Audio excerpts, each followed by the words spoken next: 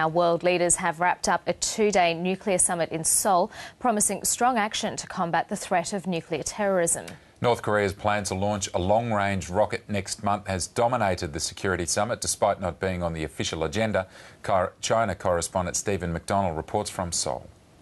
Well, the National Security Summit has come to an end here in Seoul, a meeting designed to stop groups like Al-Qaeda from getting hold of nuclear weapons.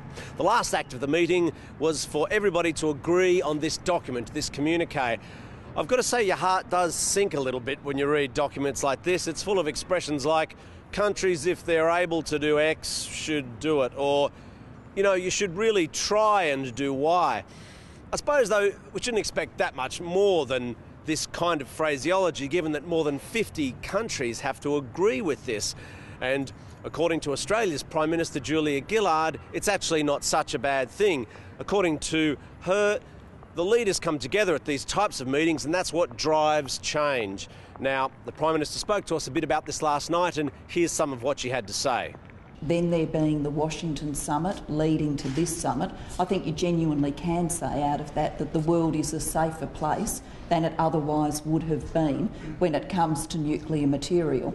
Looming in the background of this conference, although not on the official agenda, of course, has been North Korea, and especially this threat to launch a satellite, which its critics say is actually a long-range missile test.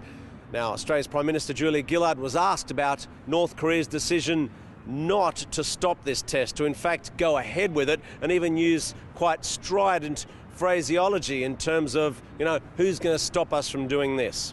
Here's some more of what the Prime Minister had to say. The pressure has to be kept on North Korea at this time to take a step back from what they have announced.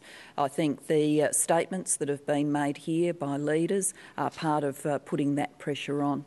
After the conference finished, world leaders had a dinner, I suppose, to pat themselves on the back and maybe even kick their heels up a little bit, as best as world leaders do. It is quite something to see these meetings with so many powerful people in one room. As well as the matters on the agenda here, they use these kind of gatherings for what the Americans call FaceTime, and certainly Julia Gillard was able to meet the US President and the Chinese President on the side and have quite sort of serious, if limited, discussions with them. Now, the next stage in this process is in 2 years' time, there'll be another nuclear security summit in the Netherlands.